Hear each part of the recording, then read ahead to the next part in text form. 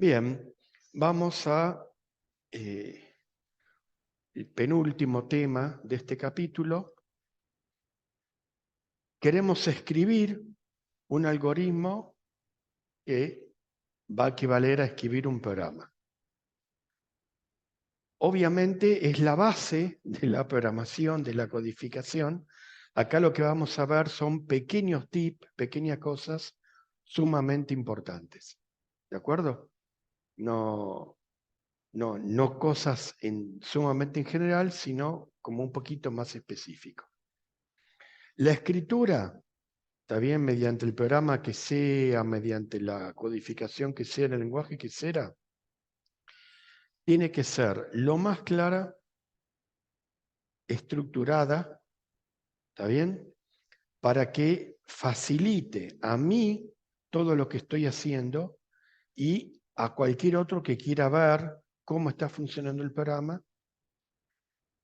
Y ese algoritmo que yo estoy escribiendo tiene que ser fácil de codificar.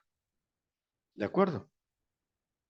Entonces, lo ideal es escribir el algoritmo en lo más parecido posible a un lenguaje en el cual yo voy a codificar. ¿De acuerdo? Que no quiere decir codificar directamente, quiere decir escribir lo más parecido posible. Nosotros podemos utilizar a esta altura diagrama de flujos o pseudocódigo. ¿De acuerdo? Lo que nos resulte más fácil, o incluso los dos, si el problema es como que nos cuesta entenderlo, y ya a medida que obtengamos experiencia y que sepamos cómo, lo vamos a hacer directamente en pseudocódigo o el diagrama de flujo en la cabeza y ya directamente cuando el programa sea relativamente simple, lo codificamos. Pero lo codificamos porque los demás pasos lo hicimos, aunque sea en nuestro cerebro. ¿De acuerdo? Es imposible empezar eso desde el primer día. Bien, ¿qué partes tiene un algoritmo o tiene un programa? Acá vamos a hablar como de varias partes, el libro lo va a catalogar de alguna forma. En la práctica por ahí podemos agregar una, quitar otra, pero es importante que la respetemos. Hay una cabecera y hay un bloque. ¿De acuerdo? Hay una cabecera y hay un bloque. Entonces, en esa cabecera va lo inicial, lo que está arriba de todo, lo que me ayuda a comenzar, y el bloque interno es el algoritmo en sí mismo. ¿Está bien? Entonces, la cabecera va a comenzar con una palabra, después vemos qué palabra, le vamos a dar el nombre, ¿está bien?, a ese algoritmo, y por ahí podemos empezar a definir cuáles son las variables, las declaraciones, todo eso, y después, al final, todas las instrucciones que necesita el algoritmo para funcionar. Bien, entonces, un algoritmo va a tener una cabecera, una sección de declaración, ahí acuérdense que van constantes y variables, y las instrucciones propiamente dichas que hacen el algoritmo. Bueno, de alguna forma yo tengo que tener una palabra reservada que va a depender de mi lenguaje, que puede ser program, puede ser alguna otra, puede ser un simple begin, ¿está bien? Pero si no usamos el pseudocódigo, la variable algoritmo. O sea, estamos diciendo, acá comienza. Hay algunos lenguajes que no tienen ningún nombre al principio. O sea, la primera instrucción es porque comenzó. Pero normalmente conviene poner algo que dice, acá comienza, y va a tener una que dice, acá termina. Un begin y un end. ¿De acuerdo? Al costado de esa palabra le vamos a poner el nombre del algoritmo, que puede ser el nombre del programa. Ese nombre tenemos que respetar lo mismo que si fuera el nombre de una variable. Ya la primera seguramente va a ser una letra, no puede comenzar con números. Después siguen letras o números, algún carácter especial y un ancho máximo de caracteres. ¿De acuerdo? Eso estamos en la cabecera. La cabecera, vuelvo a repetir, acá comienza el algoritmo y se llama de esta forma. Es lo más básico, pero necesario que esté. Obviamente no puede haber dos algoritmos con el mismo nombre. Vamos a tener que respetar nombres únicos. ¿De acuerdo? Bien, la declaración de variables y constantes. ¿De acuerdo? Va a depender de en qué lenguajes, por ahí empieza la palabra var o directamente empezamos a definir las variables y las constantes. ¿Está bien? Entonces, por ejemplo, acá, insisto, el pseudocódigo se tiene que parecer lo más posible al lenguaje que ustedes van a codificar. Vamos a suponer que pongo var y dicen, bueno, ahora van todas mis variables, tipo de variable que voy a utilizar, nombre de la variable que voy a utilizar y si hiciera falta una asignación inicial de contenido de esa variable. ¿Está bien? Acá usen las generales, puede ser un entero, puede ser una real, puede ser un tipo carácter si va a tener texto o booleano si va a ser del tipo booleano. Cuando yo tengo varias variables del mismo tipo, puedo poner real una sola vez y poner una, coma, otra y todas las que yo necesite. Recuerden que eso también puede llegar a depender un poquito de en qué lo estoy codificando.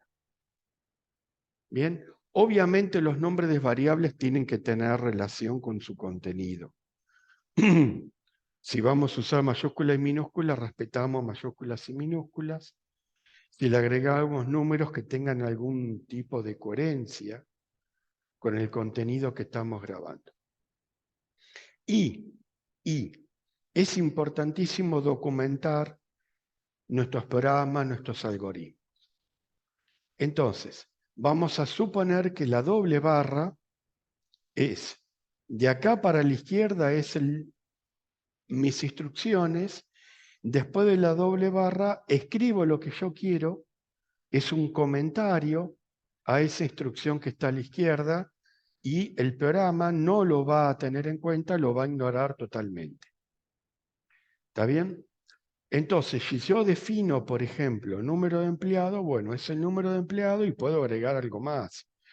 Es el código que se le da cuando el empleado ingresa, tiene 2 letras y 3 números, es único, bla, bla. ¿Está bien? Salario, bueno, es el salario, la cantidad ganada, es el neto de bolsillo, ya hecho los descuentos de jubilación y obra social. O sea, aclaro más o menos lo que corresponde. ¿De acuerdo? Estos son ejemplos sumamente simples, ¿de acuerdo? Pero bueno, por ahí los nombres no son tan claros, por ahí tengo muchos nombres distintos, por ahí alguno se parece a otro, entonces voy aclarando qué guardo en cada uno de esos. Con las constantes lo mismo, defino las constantes que a mí me interesa trabajar adentro del programa. ¿Estamos? Los mensajes van a ser raros, pero se acuerdan que yo les dije en otro video, por ahí hay una constante que es, no sé, imagínense, estoy facturando y entonces, ¿cuánto estoy cobrando de IVA? Y bueno, el IVA es siempre el 21%, salvo que, y bueno, por ahí es una constante el IVA, tal vez. O, en el ejemplo que ustedes quieran, una parte, en vez de meterla directamente adentro del programa, la definen como constante y cuando hace falta cambian esa constante.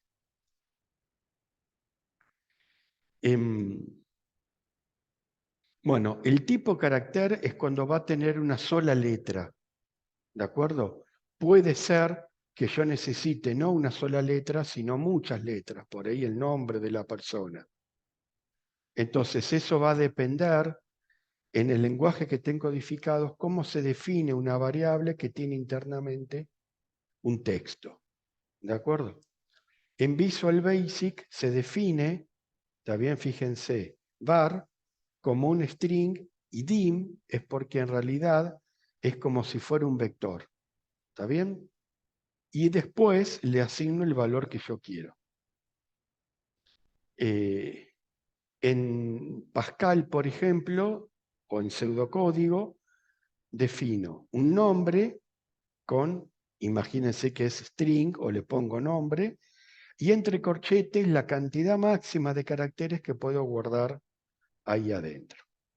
¿De acuerdo? Lo importante es que yo distinga si es un numérico, entero, booleano, real, y si es un texto, es importante cuánto máximo de caracteres voy a poder guardar en ese texto. Bien, los comentarios van a depender mucho, ¿está bien?, de la programación.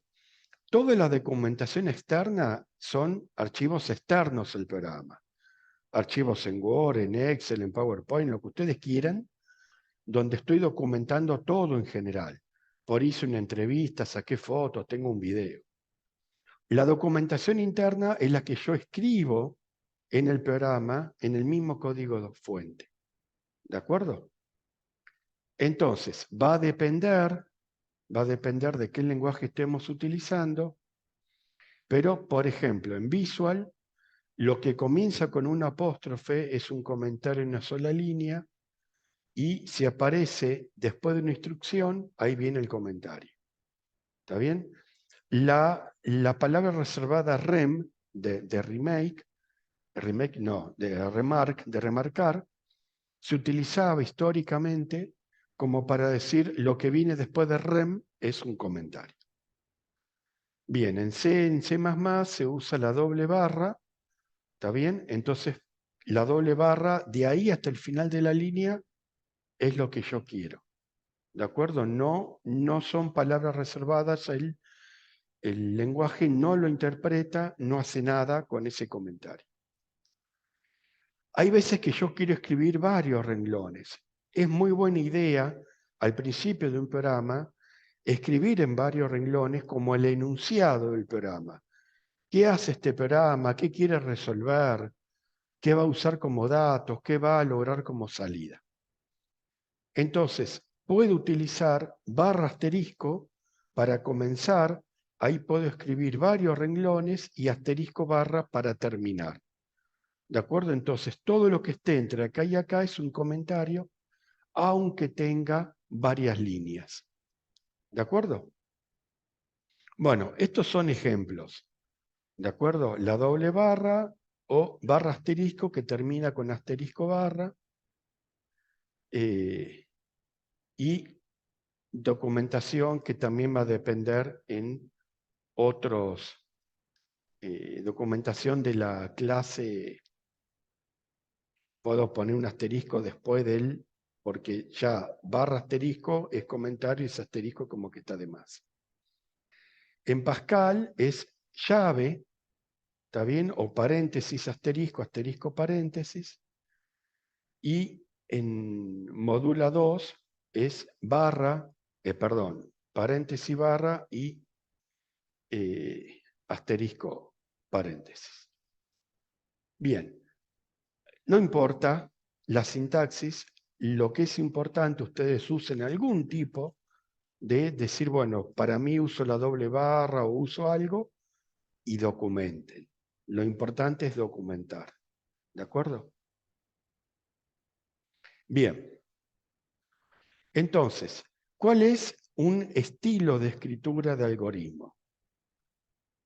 Escribo la palabra algoritmo en pseudocódigo o lo que me corresponda según mi lenguaje, el nombre de ese algoritmo, hay una explicación de qué va a ser este programa en forma general, las declaraciones que a mí me interesan, ¿ven? Defino las variables que yo voy a utilizar, defino las constantes que yo voy a utilizar, todas las que necesite de cada una, puedo ir aclarando qué va a tener internamente. de alguna forma va a haber algún tipo de inicio, o sea, se acaba esta parte, ahora comienzo con mi programa en sí mismo. Ahí van a ir instrucciones que van haciendo todo mi algoritmo, todo mi programa, y en algún momento con alguna palabra clave termina ese programa. ¿De acuerdo? Entonces es importante distinguir eso. Inicio el programa, le doy un nombre, defino qué variable voy a utilizar, si necesito algunas constantes, y escribo mi algoritmo con todo lo que necesita acá adentro. Las variables que necesita este algoritmo tienen que estar definidas acá arriba. Lo mismo las constantes que necesite definir ahí arriba. ¿De acuerdo? Bien, nos tenemos que poner de acuerdo, entonces, si yo no pongo unas constantes es porque no las necesito o las enumero específicamente. Digo, voy a utilizar tal variable de tal tipo con tal contenido. Las cadenas de caracteres van entre comillas o entre apóstrofes y palabras que me indicen dónde comienza y dónde termina, por ejemplo, inicio y fin. ¿De acuerdo? Bien, vamos a analizar esto primero desde afuera. Estoy creando un algoritmo, estoy creando un programa cuyo nombre es raíces. ¿Está bien? Vamos a suponer que lo especifico, ¿ven? Son las raíces que resuelve una ecuación de segundo grado. ¿Estamos? Bien, ¿qué variables necesito? 3 variables reales que las vamos a llamar ABC. ¿De acuerdo? Pueden ser más, pueden ser menos, puede tener alguna entera. Ahí pongo todo lo que yo necesito. No hay más, no necesito otra cosa. Entonces, inicio. El inicio, si hay un inicio, tiene que haber un fin. ¿De acuerdo? O sea, es importantísimo decir, desde acá hasta acá va mi programa. Bien. Y ahora volvemos a aplicar todo lo que vimos antes. Voy a resolver una ecuación de segundo grado. Entonces, ¿se acuerdan las fórmulas que vimos antes? Menos b más menos raíz cuadrada, bla, bla, bla. Una ecuación de segundo grado estamos utilizando A, B y C, ¿está bien? Como constantes adentro de esa ecuación. Entonces, tenemos que ingresar por teclado los valores de A, B y C. Recuerden que acá sería bueno, eso lo puedo hacer directamente al momento de codificar, acá por ahí no haría falta, pero sería bueno explicarle a la persona, por favor, ingrese las constantes A, B y C de la ecuación de segundo grado que usted quiere resolver y todo eso. Bien, ¿qué estamos haciendo acá? ¿Ven? B al cuadrado menos 4 por A por C. Y eso lo estamos guardando en una variable D. Acá viene un primer comentario. Esta variable D no la definimos acá arriba. ¿Ven? No está definida. Entonces, hay programas que no tienen problema. En este momento que aparece D, automáticamente la crea a la variable. Y si no, yo la creo, la variable acá arriba, y imagínense que yo acá escribo coma D, por ejemplo, y entonces le doy la doble barra. En D voy a hacer el primer cálculo, que es lo que está dentro de la raíz, para ver si tiene una solución real o una solución en las raíces complejas que son imaginarias. Bien, si esa cuenta me da negativo, no tiene una solución en los números reales, es una solución compleja. Entonces, ahí viene el famoso condición. ¿Cuál es mi condición? Que D sea menor que 0. Entonces pongo si D menor que 0, entonces. Después del entonces van todas las instrucciones que yo quiera. Acá la única que yo quiero es escribir, que va a ser mostrar algo en la pantalla, un texto, entonces el texto va entre apóstrofes o entre comillas, y ahí va el texto que yo quiero. Raíces complejas, no tiene solución en el mundo real, bla, bla, bla. Como opcional dentro de un sí va el si no, el else. O sea, si esto me dio verdadero, hago esto, y si no, o sea, si me dio falso, que en este caso sería que D es mayor o igual que el 0, hago el resto de las instrucciones. ¿De acuerdo? Bien, acá se me vuelve a abrir una segunda condición. Una segunda condición. Si D es igual a 0 o si D es mayor que 0. Si D es igual a 0, la raíz de 0 es 0 y entonces hay una sola solución. ¿De acuerdo? Esa solución es menos B dividido 2 por A. Acá fíjense que el libro le está faltando un paréntesis acá al final, ¿de acuerdo? Es escribir menos B dividido, paréntesis 2 por A, cierro paréntesis, me falta cerrar este paréntesis de acá afuera. Bien, y si no es 0, si es un número positivo, ahí tengo dos soluciones. Entonces, ¿se acuerdan cómo habíamos hecho antes? Menos B menos raíz de este auxiliar D dividido 2 por A, y otra solución es menos B más la raíz de D dividido 2 por A. Entonces aquí voy a estar imprimiendo dos valores distintos. ¿De acuerdo? Bien, es importante indicar a dónde se terminan los sí que yo voy abriendo. Este sí termina acá y este sí termina acá abajo. Y este inicio termina acá. Fíjense que yo estoy usando la indentación. Estoy poniendo espacios en blanco delante para que al leerlo me quede claro a mí. ¿Ven? Inicio está a la misma altura de fin. Leer, asignar esta D, el sí no y el fin están a la misma altura. Más adentro está este escribir y este sí, y más adentro está lo que está dentro del sí. ¿De acuerdo? Eso se llama indentar. Bien, acá hay una doble complejidad. Si alguien me dice, haga un programa que resuelva las raíces de una ecuación de segundo grado, yo tengo, por un lado, que escribir en forma correcta, darle el nombre, documentarlo, acordarme de definir variables, acordarme de poner entre el inicio y el fin todo lo que me corresponda. Y el segundo paso, que es lo realmente complejo, es cómo resuelvo el problema. O sea, qué instrucciones tengo que poner acá adentro para resolver a lo que me están pidiendo acá arriba. Fíjense que esto es una forma de ayudarme a mí, de decir, bueno, lo primero que tenés es darle un nombre, fíjate qué variable vas a necesitar utilizar, si te hace falta alguna constante y todo eso.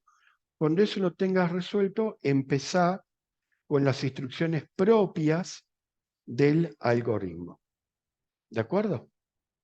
Bien, con esto entonces cerramos esta parte concreta que es justamente estilos, ¿está bien? Estilos de arquitectura que estábamos dentro, fíjense que vimos todo esto,